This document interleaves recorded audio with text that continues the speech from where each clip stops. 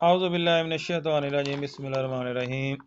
दोस्तों, पिछली दफ़ा मैं एक होंडा CT70 11 मॉडल के लिए एक असम्बली लेकर आया था। इसकी क्लच साइड की जो असम्बली होती है और बहुत ही जैनवन होंडा की, जैनवन होंडा वालों से इनके जो आउटलेट्स होते हैं होंडा के, वहाँ से लेकर आया था। और उसकी मैंने आई थिंक आपको प्राइस भी बताई थी। तो जो तकरीबन जो 950 रुपये की उसने मुझे दी थी।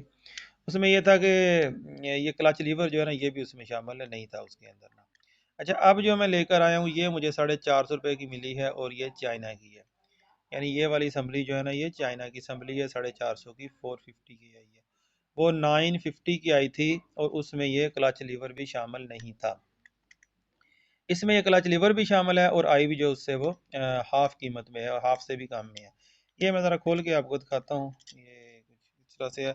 अच्छा, ये जो छोटे, ये जो नट है ना, ये कैब वाले जो नट हैं, उसके अंदर तो वो भी नहीं थे ना। वो भी मैंने अपने वाली जो पहले जो लगे हुए थे ना, वो मैंने उतार के उसको लगाए थे। उसमें क्या कुछ शामिल था, पहले आप ज़रा ये देख लें। उस असम्बली के अंदर ये चीज़ थी, ये फ्रंट जो है सारा ये बटनों वाला हिस्सा। और ये था कोई आई थिंक ये 780 के, आई थिंक ये ना राउंड अबाउट कुछ ऐसा था। ये वाला इसका जो इस तरह बटनों वाला। और बाकी ये जो पिछला इसका ये जो है, ये वाला जिसका हिस्सा था, और ये उसने मुझे दिया था। ये टोटल बना था उस वक्त 950 था आई थिंक। ये ना उसके बिल के अंदर वो चीज़ मौजूद भी थी। अगर वो आप चाहें तो मेरी वीडियो जाकर भी देख सकते हैं। लेकिन उसमें ये क्लच का लीवर भी शामिल नहीं था। यानी दो चीज़ें, एक ये और दूसरा ये चीज़, ये इतने की आई थी। ये वाला हिस्सा जो है ना इसका, ये क्लच वाला, ये उसके अंदर शामिल नहीं था। यहाँ से कहीं से ये ना ओपन, ये इस नट और बोल्ट से ये हो जाएगा।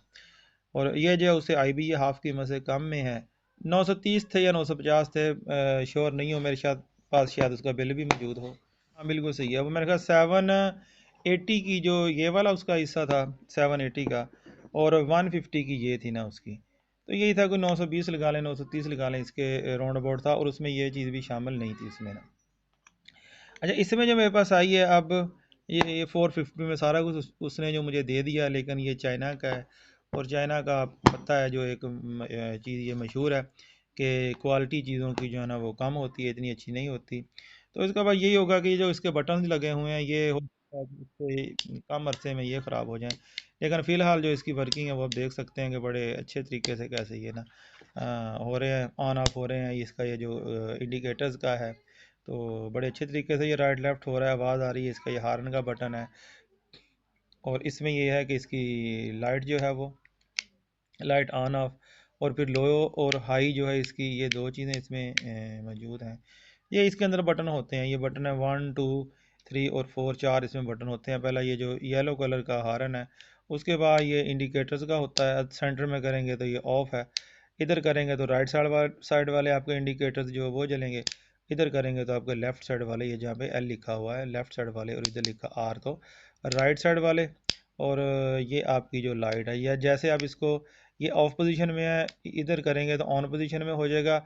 इसके साथ ही आपकी फ्रंट की जो लाइट है वो जल जाएगी, और जो पिछली जो लाइट है वो जलने लग जाएगी। जो पीछे आपकी जो लाइट होगी वो जलने लग जाएगी। अच्छा, जो इसकी जो बैक वाली है वो तो जलेगी। आप ये वाली पोजीशन जो है कहीं भी है, इसकी लो पे है या हाई पे, उस पर कोई फ़र्क नहीं पड़ना। यानी जैसे आपने इसको ऑन किया तो क्या होगा, वो लाइट आपकी जलने लग जाएगी।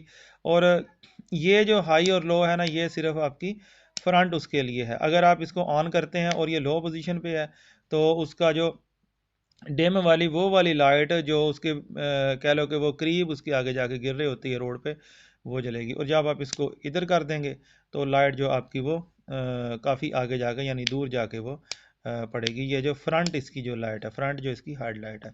वरना जो उसकी बैक वाली है तो वो एज इट इज़ रहेगी। बैक लाइट में एक और चीज़ होती है, वो आपका जो ब्रेक स्विच होता है, चाहे वो पाँव वाला हो या वो आपकी हाथ की जो ब्रेक है उस वाला हो, तो वो ब्रेक प्रेस करने से, चाहे आप हाथ वाली ब्रेक प्रेस करें या आप पाँव वाली ब्रेक प्रेस करें, तो उसमें एक जो उसकी बैक साइड पे है बल्ब, उसके अंदर दो फ्लेमेट इस्तेमाल हुए होते हैं। एक जो है ना वो ब्रेक पे ऑन होता है, पाँव वाली आप दबाएं ब्रेक या हाथ वाली दबाएं, और दूसरा जो है वो ये बटन ऑन करने से आपका जो है वो ऑन होता है। तो बस इसके अंदर यही कुछ है। बस ये बताना का जो मेन मकसद था वो यही था कि कीमतों में जो प्राइसेस में जो डिफरेंस है इतना बड़ा, कंपनी की जो जेन्युइन है चीज़ें उनमें और ये चाइना की जो चीज़ें इनके अंदर काफ़ी वो बड़ा गैप इनमें मौजूद है। उसमें मैंने जब वो ली थी ना हुंडा की, तो तब मैंने उससे पूछा था कि अगर आप ये मुकम्मल तीनों चीज़ें मुझे देते हैं, यानी फ्रंट वाले ये बटन, ये पीछे वाली ब्रैकेट, ये क्लच लीवर थी, 220 रुपये, कि वह 220 रुपये में ये सिर्फ लीवर मिलेगा हुंडा का जो था। और चाइना का आपको पता है 60 से 70 रुपये में मैक्सिमम ये आ जाता है, ठीक है। तो अब यहाँ से आप अंदाज़ा लगा लें कि वो राउंड अबाउट आपका जो है वो क्या उसे कहते हैं, डबल से भी ज़्यादा, या आप यूँ इसको कह लें डबल क्या, ये ट्रिपल हो जाएगा बल्कि आपका। अगर 70 रुपीज़ का ये चाइना का आ रहा है और वो आपका 210 रुपये का भी आए, तो आप ये कह लें कि 70 को 3 से मल्टीप्लाई करें तो 210 बनता है, 210 रुपये। यानी चाइना के इस तरह के तीन आ जाएंगे और आपका हुंडा का जो है ना वो एक ही आएगा, ये वाला लीवर जो है। तो इतना इनकी कीमतों में वो फ़र्क है। अच्छा, उसमें आप ये फिर हिसाब लगा लें, ये आप सोच लें कि जैसे मेरा वो आया सामान 950 का, 930 का कह लें चले, मुझे पूरा क्योंकि याद नहीं है इसलिए वो मैं नहीं बोल रहा अक्यूरेट उसकी जो वो है, 930 लगा लें चलें, आप वो समझ लें 930। 930 वो हो गया और उसके अंदर आप मज़ीद शामिल कर लें 220 रुपये और, तो ये मेरे पास बन जाएगा अब 1100 और कुछ रुपये जो है ना बन जाएंगे, 1150 रुपये तकरीबन ये बनते हैं। 1150 रुपये ये बनते हैं, 1150 रुपये। तो क्या उसे कहते हैं, अब ये जो है वो 450 का सारे का सारा वो सिस्टम आपके सामने, मेरे सामने ये मौजूद है। यानी इसमें आप देखें ये 450 का और वो 1150 का, यानी इसको 450 को आप डबल कर दें तो 900, 900 के अंदर फिर आप मज़ीद शामिल करें उसमें 250 रुपीज़, तो तब जाके ये जो है आपका क्या उसे कहते हैं बराबर होता है। यानी यूँ कह लो कि इस तरह के अगर आप सेट लेते हैं तो डबल से भी ज़्यादा, मतलब आपके तकरीबन तीन आ जाएंगे, उसमें आप 200 रुपये और शामिल करते हैं इनकी कीमत के अंदर, तो आपके इस तरह के जो है ना वो तीन आ जाएंगे सेट चाइना के जो है। लेकिन हुंडा का जो है वो सिर्फ एक ही सेट उससे मुकम्मल होता है। तो इतना ज़्यादा डिफरेंस है चाइना की चीज़ों में और कंपनी की बनी हुई जो चीज़ें हैं हुंडा वगैरह की, इनके अंदर मेन जो मकसद था वो बात करने का यही था। इसलिए हुंडा मोटरसाइकिल की कीमतें जो डे बाई डे शायद वो इंक्रीज़ होती जा रही हैं, लेकिन क्वालिटी जो है वो हर साल आप देख रहे हैं, हर नए नए से नया मॉडल जो आ रहा है, हर जो मॉडल जो नया आ रहा है उसकी क्वालिटी जो है वो पहले से कम होती जा रही है। यानी एक तरफ हुंडा क्या कर रहा है कि कीमतें बढ़ाता जा रहा है और दूसरी तरफ क्या कर रहा है कि क्वालिटी कम से कम करता जा रहा है। लेकिन आवाम जो है हमारी फिर वो भाग रही है कि जी हमने तो हुंडा ही लेना, बस हमने तो हुंडा ही लेना, ठीक है ना। तो उनकी देखा देखी फिर बाकी कंपनी जो है, चाहे वो चाइना है या फिर वो यामाहा वगैरह है, तो वो भी उसी को फॉलो कर रहे हैं। कह रहे हैं कि क्वालिटी कम करने में सबसे जो पहल करता है ना क्वालिटी को लो करने में, वो हुंडा करता है। यानी हुंडा क्या करते हैं कि क्वालिटी वो कम कर देते हैं, क्वालिटी उनकी दिन ब दिन जो है वो गिरती जा रही है। तो उसके पीछे फिर उसको फॉलो करता है यामा। यामा के अभी यामा के जो फ़िलहाल हैं, यामा के वो 125 ही आ रहे हैं, यामा का 100 नहीं आ रहा, कोई और नहीं आ रहा। पहले ज़माने में शायद 80 भी होता था यामा के ना, 80 सीसी, 80 सीसी। उसके बाद क्या उसे कहते हैं इसका 100 जो है ना वो चला, टू स्टॉक भी था और 100 में फोर स्टॉक भी था।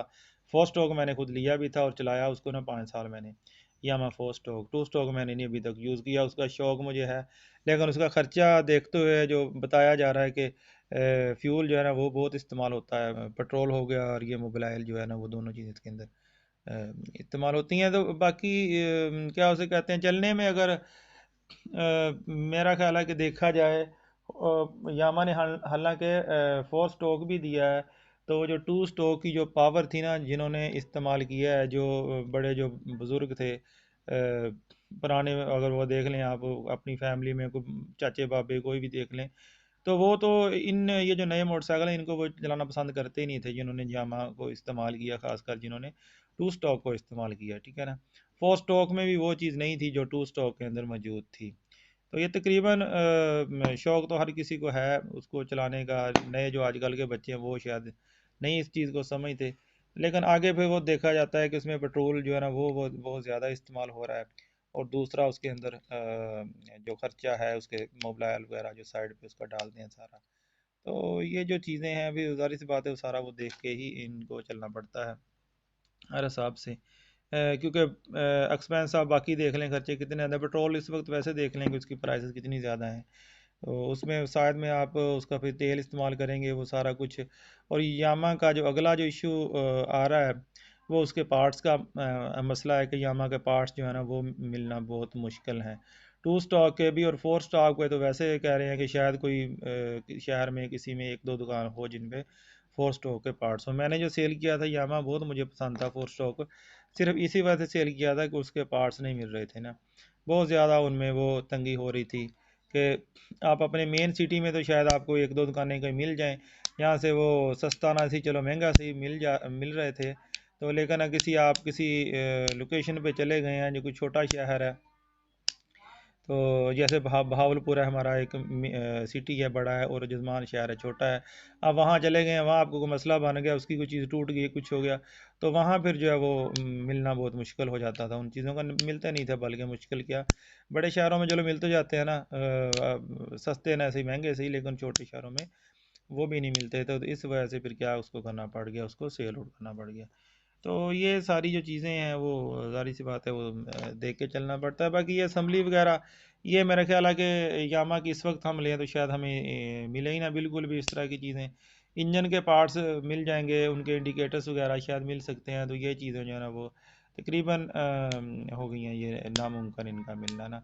टायर भी ठीक है, टायर आपने 100 का डलवा लिया, चाहे वो YBR सॉरी क्या कहते हैं उसको, चाहे वो ऑपरेटर वगैरह है का है जो भी है, किसी भी 100 का आपने टायर ट्यूब वो डलवा लिए, रिम वगैरह उसमें हो सकते हैं, लेकिन बाकी जो है ना इस तरह की चीज़ें ये तकरीबन उसकी जो है वो नापैद हो चुकी हैं हमारी की। तो इसलिए करके अब कंपनी ने पता नहीं क्या सोचा उसको बंद करते हुए कि एक चीज़ अच्छी है, एक चीज़ रनिंग में है, एक चीज़ जो है उसको पसंद किया जा रहा है कि उसकी शेप वगैरह के हवाले से मुझे सबसे ज़्यादा जो अट्रैक्ट करती थी यामा की उसकी वो शेप थी कि उसका पिछली सीट जो है लेवल उसका बराबर सारे का सारा, और उसके बाद टैंकी जो है वो भी इतनी, आप स्प्राइडर में देख रहे हैं उसके अंदर होंगी बहुत सारी खूबियाँ स्प्राइडर के अंदर मानते हैं, उसमें जो है वो बंदा कहते हैं कि चलाने वाला राइडर जो है वो थकता नहीं है उसके उस पर बैठा हुआ, उसके उसमें होगा। लेकिन अब उसकी शेप देख लें, टैंकी जो है यकदम आप देखें ऊपर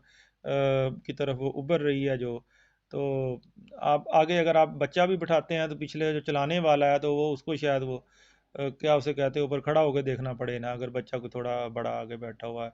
या टैंकी वगैरह के ऊपर जैसे हमारा तो एक वो सिस्टम है कि हम काफ़ी सारा सामान जो टैंकी पे रख लेते हैं तो ले आते हैं ले जाते हैं, तो उस पर शायद वो ऑपरेटर वगैरह पे ये जो चीज़ है ना काफ़ी वो मुश्किल हो जाए।